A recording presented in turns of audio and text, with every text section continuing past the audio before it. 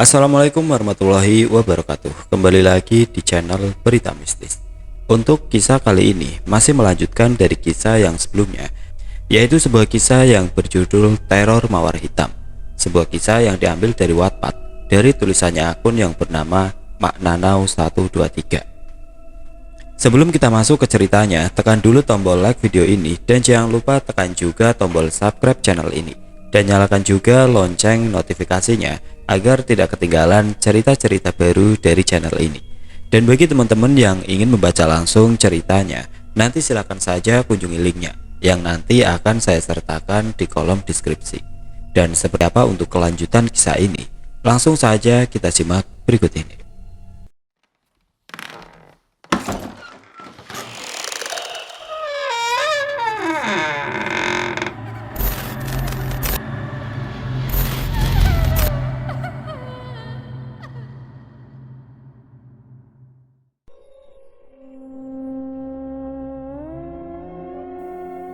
Mau sampai kapan kamu selalu bersikap seperti ini pada papa?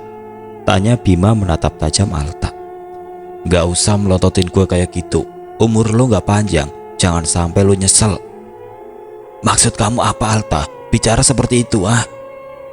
Alta nampak santai menanggapi Bima yang dikabut rasa emosi itu. Ia tahu pria tua itu tidak akan mampu melakukan apapun selain mulutnya yang banyak bicara. Alta mengisap rokok dengan santainya.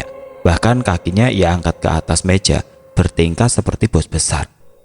Alta, turunkan kaki kamu. Kalau gua nggak mau, lo mau apa? Bima mendengus kasar. Mengapa hingga detik ini Alta tidak pernah bersikap layaknya seorang anak kepada orang tua? Mengapa Alta tidak pernah mau maafkan kesalahan yang Bima perbuat di masa lalu? Dulu mungkin benar Bima licik, arogan, dan berniat menjadikan Alta sebagai budaknya. Namun rasa sayang sebagaimana orang tua kepada anak itu tumbuh dalam diri Bima. Ia mau menyerahkan semua harta miliknya untuk Alta. Bahkan ia sudah mengganti nama pemilik perusahaan juga cabang-cabangnya menjadi nama Alta Dirgantara. Sayangnya, Alta hanya melihat dari sisi masa lalu, dari omongan ibunya saja. Seandainya Alta mau belajar menerima papanya sebagai seorang ayah dan menuruti apa yang terbaik untuknya, mungkin Alta akan menyesal telah bersikap sesukanya pada Bima. Alta, saya menyekolahkan kamu untuk kamu jadi anak yang baik, anak yang penurut, cerdas, dan bisa berguna di kemudian hari. Jangan sampai kamu nyesel nak, pendidikan itu penting. Oh ya, tapi sorry, bagi gua itu gak penting. Gua tetap kaya raya tanpa pendidikan kan, dan semua ini milik gua. Alta segera pergi keluar dari ruangan papanya. Setiap kali berhadapan dengan Bima, setiap itu pula Alta merasakan banyak penderitaan dalam hidupnya. Ibunya bilang, untuk melepaskan penderitaan itu, maka ia harus membunuh Zera. Alta menghampiri Zera ke kamarnya. Gadis itu kondisinya semakin hari semakin baik-baik saja, karena diam-diam ia mengikuti saran dari Elang untuk tetap tegar menghadapi setiap masalah. Tidak lupa Zera memasang CCTV di kamarnya. Ia juga sudah memasang jebakan untuk si peneror. Jebakan yang Zera pakai adalah penjepit tikus, lalu ember berisi air yang jikalau si peneror datang membuka jendelanya, maka air itu akan membasahi tubuhnya. Iya Lang, aku udah makan kok. Terlihat di sana Zera sedang video call dengan nama yang ia sebut. Lantas Alta merasa emosi melihat hal itu. Ngapain? Saat menyadari Alta datang, Zera kemudian menutup panggilan video call itu. Alta, kamu dari kapan di situ? Dari tadi. Lo ngapain visi sama dia? Oh jadi selama ini lo deket sama dia diam-diam gitu ya sih? Elang baik kok Al, dia selalu hibur aku. Dia juga selalu semangatin aku. Kamu kan tahu, aku gak punya teman lagi. Kamu belakangan ini sibuk. Aku gak tahu caranya bikin hati aku tenang selain Elang yang selalu ada buat aku. Maaf.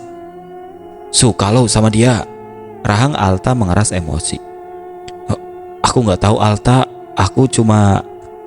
Gua gak suka lo masih komunikasi sama dia. Blokir nomornya. Tapi aku... Blokir brengsek. Air mata Zera jatuh mendengar umpatan kasar dari Alta. apakah dirinya serendah itu di mata Alta. Brengsek, kenapa gue lemah banget lihat itu cewek nangis. Al, inget misi lo, bikin Zera jauh dari Elang, supaya Zera ngerasa gak punya siapa-siapa lagi, supaya dia gila, supaya dia cepat menuju kematiannya. Aku udah blok. Dengan cepat Zera segera keluar dari kamarnya. Gadis itu marah, bahkan Alta merasa tidak suka melihat gadis itu marah terhadapnya. Alta mengejar Zera. Dengerin gue dulu. Gue kasar karena gue sayang sama lo, Gue mau yang terbaik buat lo. Elang itu gak baik buat lo. Alta mencoba bersikap lembut. Zera tidak mau mendengarkannya. Ia menuju dapur, membuat segelas lemon tea kesukaannya, kemudian hendak pergi ke belakang halaman rumah. Kata Elang, jika ingin pikiran tenang, harus mencoba angin luar yang membuat pikiran damai. Maaf. Entah mengapa Alta merasa ini bukan akting, melainkan dorongan dari hatinya sendiri. Kapan ya Alta gak kasar sama Zera? Kapan ya Alta bisa menahan emosinya? Kenapa Alta selalu bikin Zera takut? Gua bikin takut gimana sih? Lo kan tahu gua gimana. Alta janji waktu itu kalau Alta gak akan galak sama Zera. Tapi kenapa sampai sekarang Alta selalu galakin Zera? Alta merapatkan duduknya di samping Zera. Ia meraih salah satu tangan Zera, kemudian menciumnya. Maaf sayang. Mendengar kata sayang dari Alta membuat hati Zera luluh seketika. Mengapa pria itu selalu bertingkah seolah memiliki perasaan padanya, sementara sampai detik ini tidak ada pengakuan apapun. Alta, aku punya rencana buat si peneror itu, ucap Zera bersemangat.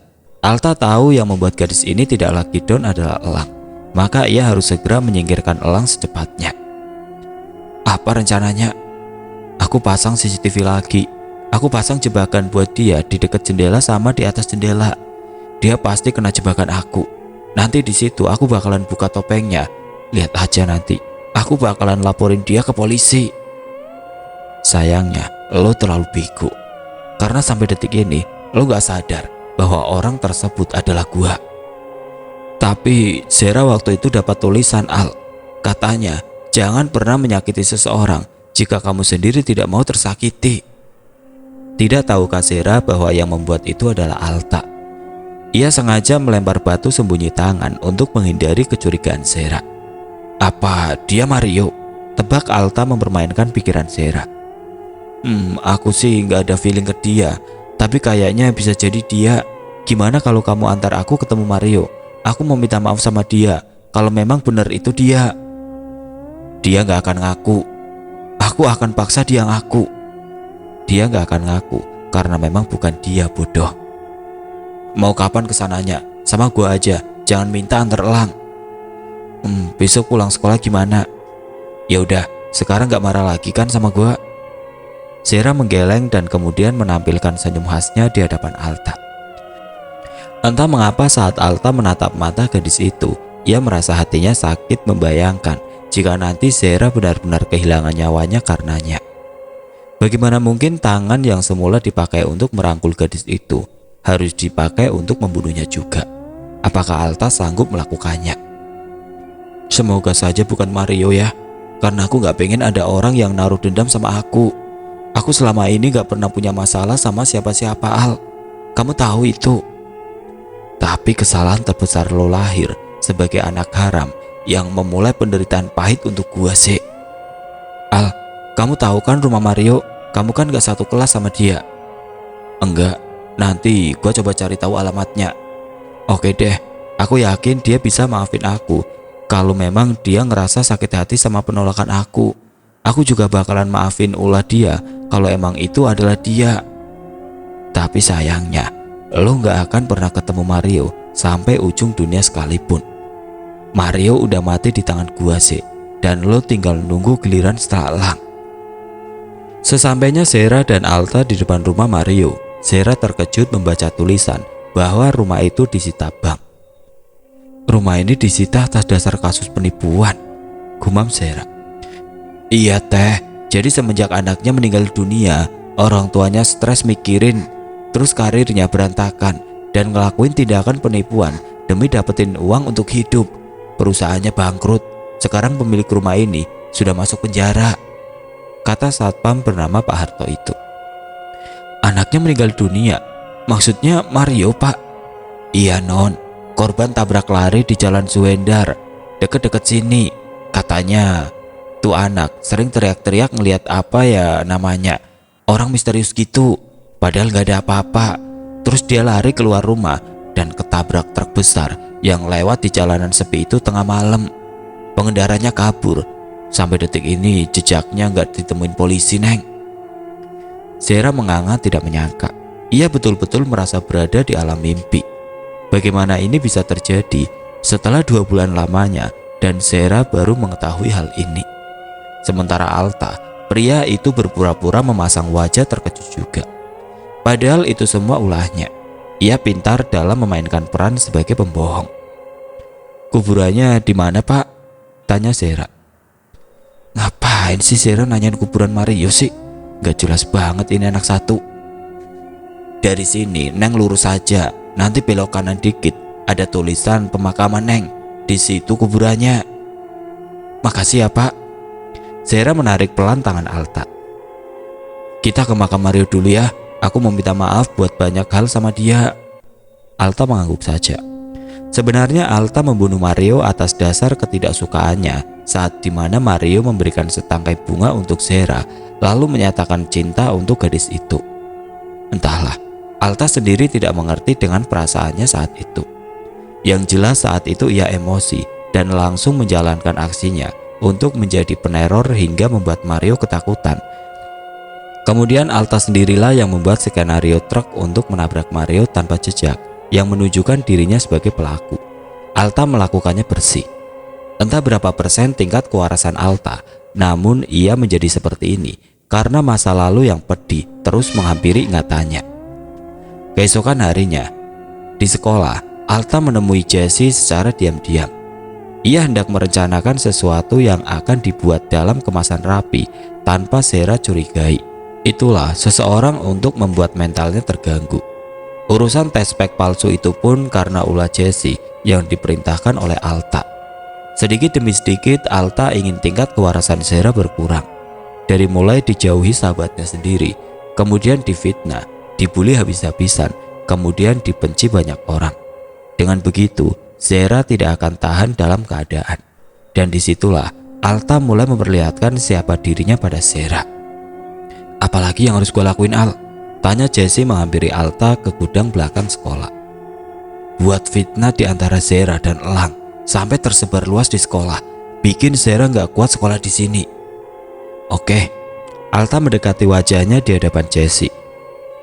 Melumat pelan bibir wanita itu. Ah, Al, lo mau kita lakuin di sini? Alta mengangguk. Setelah selesai dengan kegiatan bejat itu, Jessie keluar lebih dulu. Sementara Alta masih di gudang untuk melaksanakan aktivitasnya merokok. Alta sudah merencanakan sesuatu yang spektakuler untuk Elang nanti. Lihat saja, ia tidak akan biarkan Zera dekat lagi dengan pria itu. Karena Alta lebih menyukai gadis itu merasakan sendirian. Merasa sepi, dan disitulah Zera akan merasa lemah tidak berdaya. Jessie, wanita itu menarik Zera menuju toilet secara paksa. Tentu saja ia dibantu Fiona dan Siska untuk menjalankan aksinya. Kalian ngapain bawa aku ke toilet? Tanya Zera kepanikan. Lah, ambilin gayung sama air di dalam. Dan selanjutnya, lo tahu kan apa yang harus dilakuin? Dan lo Siska, sesuai rencana, jalanin sekarang. Perintah Jessie yang kemudian dianggupi keduanya. Zera nampak kepanikan, ia hendak berontak, tapi tangan Jessie lebih kuat menahan tubuhnya. Fiona mengguyurkan air segayung pada tubuh Zera dan mereka tertawa terbahak melihat baju seragam Zera basah kuyup. Makanya, lo gak usah sok jadi cewek yang paling cantik di sekolah. Teriak Jessie yang kesal sekaligus melampiaskan rasa cemburunya karena Zera terlalu dekat dengan Alta. Zera menggigil kedinginan. Aku harus kuat. Zera, Elang datang. Dan itu semua karena Siska yang menemui Elang lalu sengaja mengadukan keadaan Zera agar Elang masuk perangkap Jessie. Lu berdua ngapain brengsek? Ucap Elang emosi. Zera bersembunyi di belakang tubuh Elang. Ia menggigil kedinginan dan kemudian refleks memeluk Elang dari belakang. Jessie menyenggol tangan Viola, memberikan kode untuk mengabadikan momen itu sebagaimana kelancaran rencananya memfitnah Zera. Fiona yang langsung paham, lantas diam-diam memotret momen itu tanpa sepengetahuan Elang maupun Zera. "Cabut guys," ucap Jessie yang kemudian diikuti kedua temannya. Elang memeluk Zera. "Dingin," Zera mengangguk. Pria itu menggendong Zera hendak menuju UKS. Jessie, wanita itu berhasil membuat kehebohan di SMA Cakrawala tentang berita hebohnya Zera dan Elang berada di toilet sekolah dalam keadaan Zera yang memeluk Elang dari belakang. Lantas semua orang membicarakan tentang Zera. Jika sampai kepala sekolah mengetahui hal itu, Zera akan langsung dikeluarkan dari sekolah. Namun sayangnya, yang Alta inginkan bukan Zera keluar dari sekolah, tapi Zera dibenci oleh banyak orang. "Good girl." Alta menarik Jessie dalam pangkuannya. "Udah gue transfer uangnya ke rekening lo." "Makasih sayang. Tapi bukan itu yang aku mau, Al. Aku mau kamu tanggung jawab atas anak yang ada dalam perutku." "Ke apartemen ya?" Jessie mengangguk tanpa ragu. Sebenarnya Alta sendiri tidak mengerti mengapa saat melihat Jessie ia seolah memiliki feeling untuk memeluk wanita itu, bahkan memanjakannya, mungkin tanpa ia ketahui bahwa itu keinginan bayi yang ada di dalam perut Jessie. "Harus nginep." "Kenapa?" "Ikuti aja apa mau gua. Lo pacar gua berhak atas lo, tubuh lo, dan segalanya yang lo punya." Jessie mengangguk. Ia memeluk Alta dengan tangan yang melingkar di leher pria itu.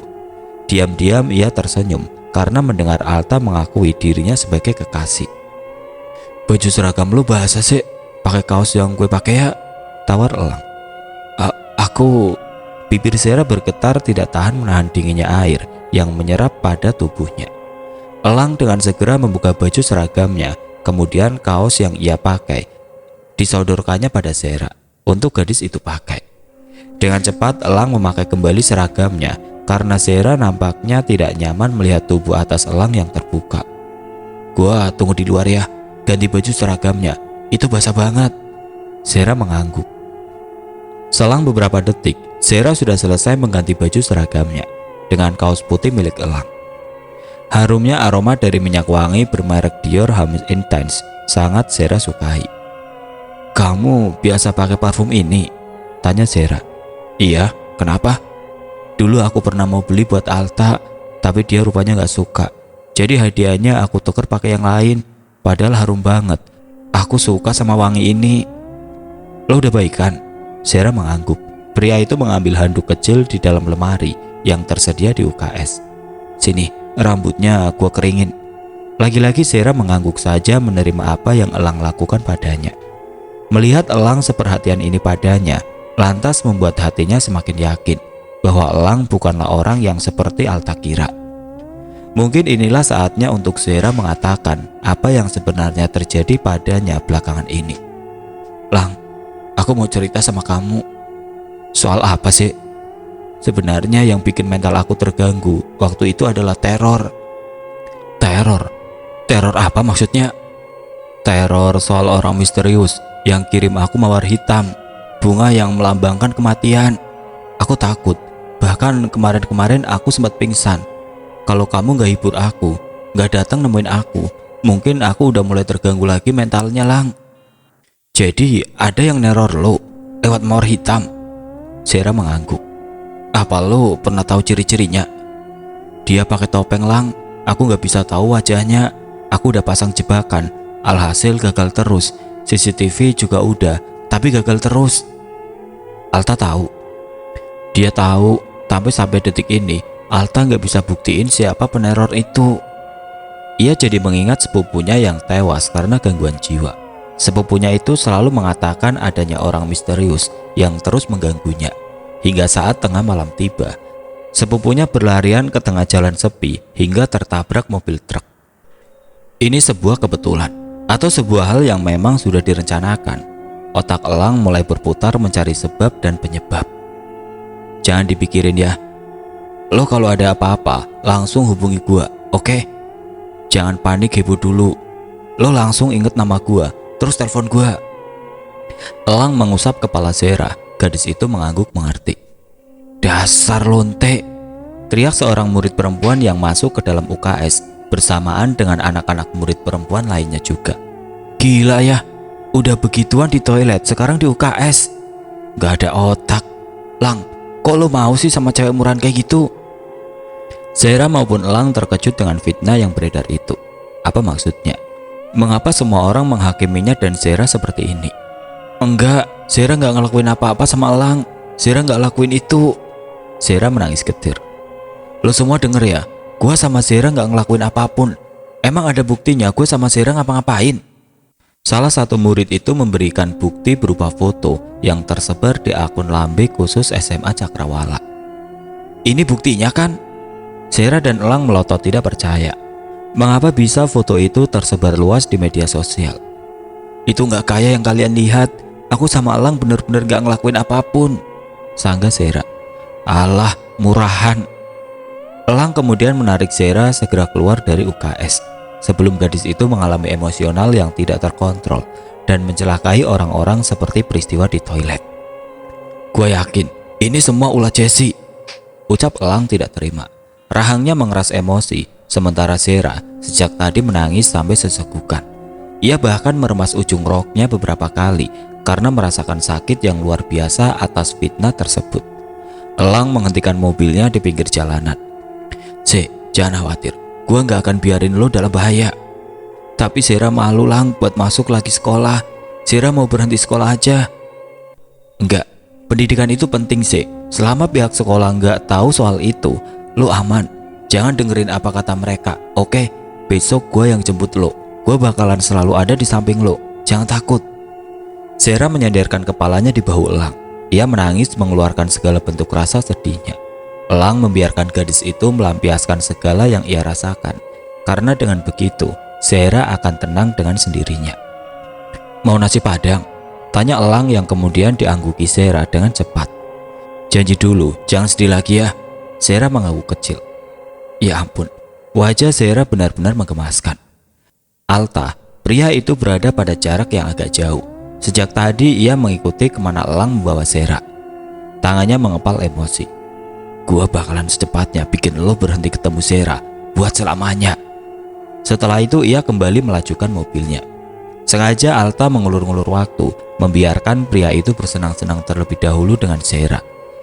Meskipun hati Alta terasa panas melihat itu, namun ia suka jika sebuah kematian direncanakan secara pelan dan pasti.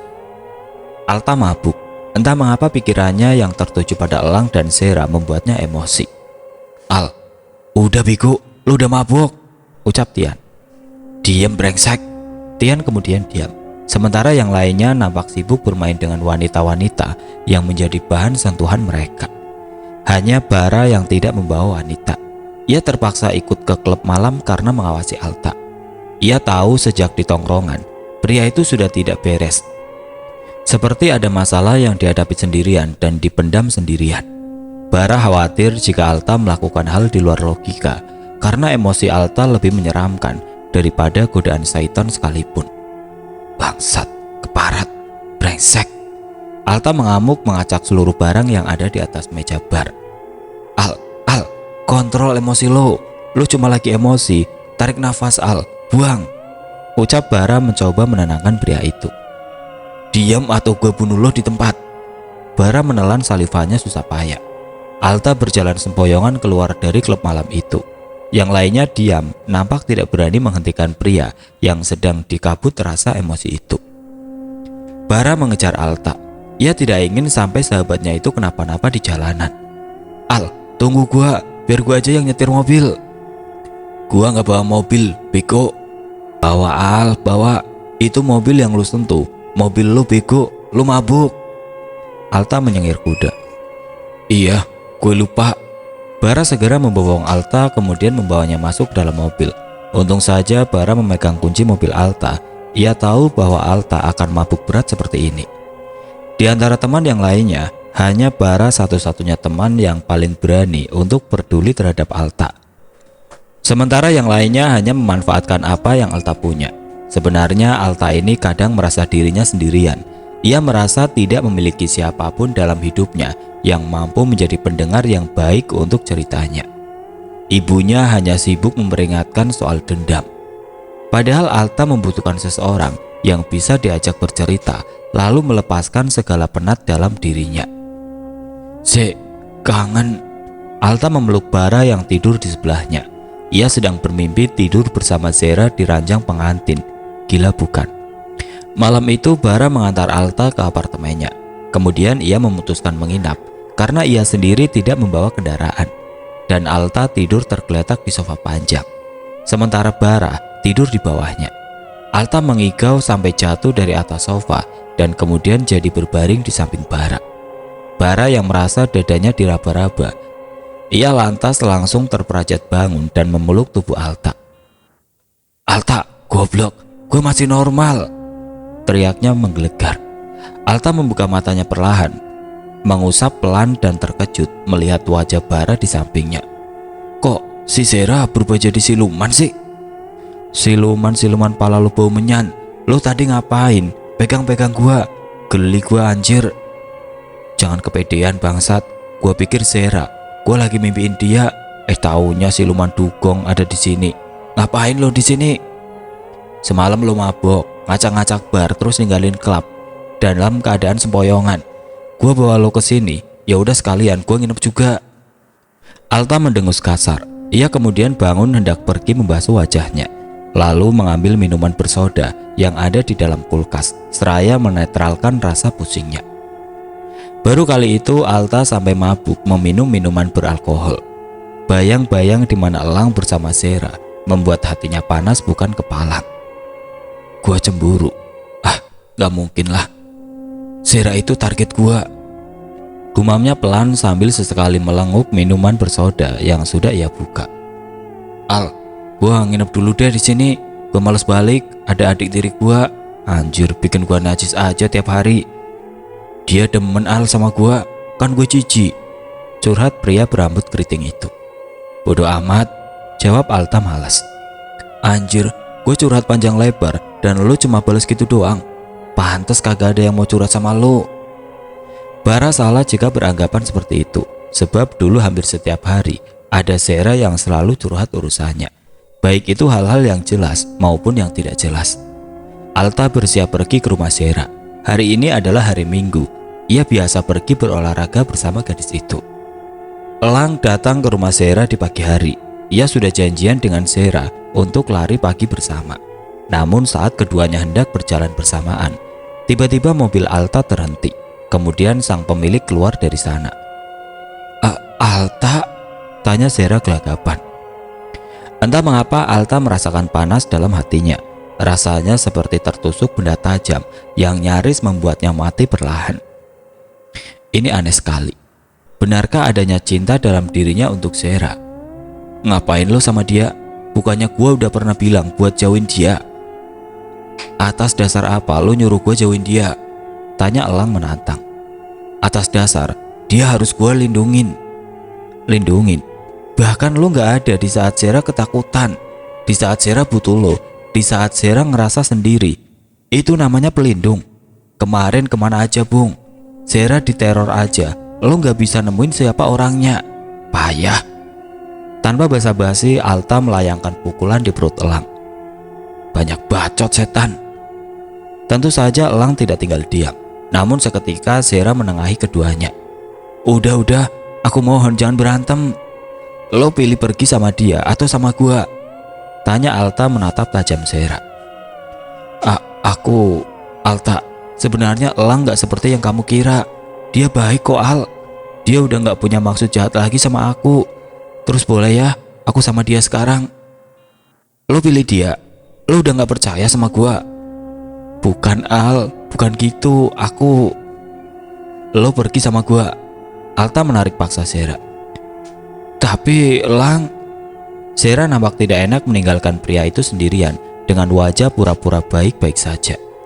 Elang membiarkan Zera bersama Alta karena ia merasa tidak berhak melarang gadis itu pergi bersama dengan siapapun. Alta berlari kecil seperti biasanya, sementara Zera sejak tadi diam saja, kepikiran pada Elang. Ia merasa tidak enak karena pergi bersama Alta. Sementara Elang semalaman tidur di pos satpam hanya untuk menunggu pagi hari agar bisa lari pagi bersama Zera. Awalnya Zera tidak tahu. Ia pikir Elang memang datang pagi ke rumahnya, namun karena Pak Tono yang mengatakannya, Zera jadi tahu. "Kenapa sih diem aja? Gak nyaman lo lari sama gua?" Semakin kesini, Zera semakin melihat sisi lain dari Alta. Pria itu mudah sekali emosian dan berbuat kasar padanya. Padahal dulu Alta paling pantang membuat Zera menangis. "Kamu kemana aja Al belakangan ini? Apa kamu tahu soal fitnah yang Jesse buat?" "Fitnah? Fitnah apa?" "Aku sama Elang difitnah ngelakuin hal yang enggak di sekolah. Aku bahkan gak pengen masuk sekolah lagi." "Biar gua kasih peringatan buat Jesse. Tahu-tahu besok dia gak ada lagi di sekolah. Lu tenang aja." "Yang aku tanya, kamu kemana aja Al? Biasanya kamu selalu ada buat aku." "Gua sibuk." "Sibuk apa?" "Nyusun rencana buat kematian Elang." Gua gak pernah cerita soal keluarga gua sama lu kan? Kalau gua gak ada buat lo, artinya gua ada urusan lain yang menyangkut keluarga gua. Gua gak bisa cerita sama lo atau sama siapapun. Tapi yang harus lo garis bawahi, hidup gua gak selalu tentang lo." Kalimat akhir yang Alta lontarkan membuat Zera sadar bahwa ia terlalu bergantung pada pria itu. Rasanya Zera terlalu menuntut Alta untuk selalu ada bersamanya. "Kamu benar, hidup kamu gak selalu tentang aku. Sementara aku terlalu meyakini bahwa hidup aku sepenuhnya tentang kamu." Maaf kalau perkataan gue menyinggung, tapi sumpah gue sayang banget sama lo." "Iya Al," jawab Zera singkat. Gue gak boleh peduli sama perubahan sikap Zera. Bodoh amat dia mau seperti apa sama gue. Yang jelas gue harus mikirin kematian paling terindah buat cewek itu. Tidak sengaja di pinggiran jalan ada tukang jepitan yang biasa lewat ke sekitaran komplek tempat Zera tinggal di sana. "Al, ada tukang jepitan, pengen beli sesuatu." Zera berlari kecil menghampiri dengan Alta yang mengikut dari belakang. Zera memilih-milih gelang yang dipajang di bawah jepitan-jepitan cantik itu. "Sok atuh Neng, dibeli. Aduh Neng Zera, udah lama gak beli karet Jepang sama jepitan kecil-kecil di Mamang." "Maaf ya Mang, Zera jarang lagi pakai karet Jepang, soalnya hilang-hilangan terus. Padahal beli banyak, tapi cepet hilang. Jepitan Zera juga suka hilang-hilangan, jadi Zera kapok." "Dan naon atuh Neng, sekarang bade milih naon?" "Pengen gelang hitam ini Mang, 2 ya." "Oh oke Neng." Kang jepitan itu segera mencopot kedua gelang yang masih terbungkus plastik putih kecil. "Berapa Mang semuanya?" "Jadi 15.000 Neng." Zera merogoh sakunya, kemudian membayarnya. "Makasih Neng." "Sama-sama Mang, kalau gitu Zera lanjutin jalan lagi." "Siap Neng, hati-hati." Zera kemudian menghampiri Alta yang sedikit berjarak darinya tadi. "Buat kamu." Gadis itu menyodorkan gelang hitam yang sama ia pegang. "Apa ini?" Alta menerimanya, namun masih merasa heran. "Gelang kopel, walaupun kita nggak kopel, anggap saja arti persahabatan. Walaupun aku beranggapan kopel sama kamu Al, itu sebagai tanda bahwa aku sangat sayang sama kamu, lebih dari sahabat." "Pakein." Manja, susah sayang." Zera kemudian memakaikan gelang hitam pada lingkaran tangan Alta. Entah mengapa ada rasa senang yang Alta rasakan saat dimana menerima gelang hitam biasa itu. "Sini, gue pakein." Alta bergantian memakaikan satunya lagi pada pergelangan tangan Zera. Kini keduanya memakai gelang yang serupa. Jika Alta beranggapan gelang biasa, berbeda dengan Zera yang justru menurutnya gelang itu sangatlah berarti. Sebagai pertanda bahwa hanya Alta yang berhasil mendapatkan seluruh perasaannya. "Lucu kan Al?" tanya Zera tersenyum senang. "Lucuan lo." Alta, belajar gombal dari mana?" "Gua gak gombal sih." "Brengsek, kenapa gue jadi kayak cewek gini?" "Al, aku haus." "Mau sekalian cari minum?" "Iya, pengen makan comay juga, enak kayaknya." "Oke." Keduanya segera berjalan menuju tempat yang biasa terdapat banyak penjual makanan dan minuman. Karena memang biasanya di hari Minggu banyak orang berolahraga pagi sambil jalan-jalan di pinggiran lapangan sekitaran komplek. Zera dan Alta sering lari bersama, itu pun jika memang Zera tidak sedang sibuk dengan tugas sekolah.